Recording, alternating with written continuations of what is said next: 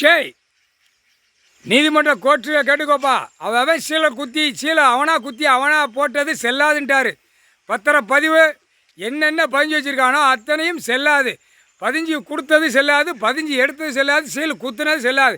இப்போ இவர் 5க்கு 5 சீலை குத்திதார். 5க்கு 5 சீலை குத்துதார். 5க்கு 5 இதுதான் உண்மையான கணக்கில் வரும். உண்மையான கணக்கில் நடத்தணும்ட்டார். அநியாயப்பட்டு போகிறதெல்லாம் தூக்கி உள்ளே கொண்டு போயிடுவார். பேப்பர் செல்லாதுன்ட்டார்.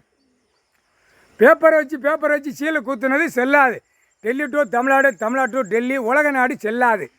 புரியுதா? புரிஞ்சுக்கப்பா. எதுக்கு சீலை குத்துதான், எதுக்கு சீலை குத்துதான் பார்க்க வேண்டாமா? சீலை குத்தி கையெழுத்து போடுதான். என் மோரையை பாரு, பெண்ணு அதுக்கு மேலே வேகமாக குத்துதான். நங்குன்னு ஒரு குத்துனவுடனே அவளுக்கு அங்கே ஏறி போகுது. சிக்குன்னு ஏறினவுடனே கையெழுத்து போட்டுதான். வீட்டுக்கு கொண்டு போயில ஒரு கெட்ட சொருவி போய் வீட்டில் பீரோவில் அடுக்கி வைக்க. இதெல்லாம் பார்க்க வேண்டாமா? எல்லா அதிகாரியும் ஆணு பெண்ணு இந்த மோசத்தில் தான் போகுது.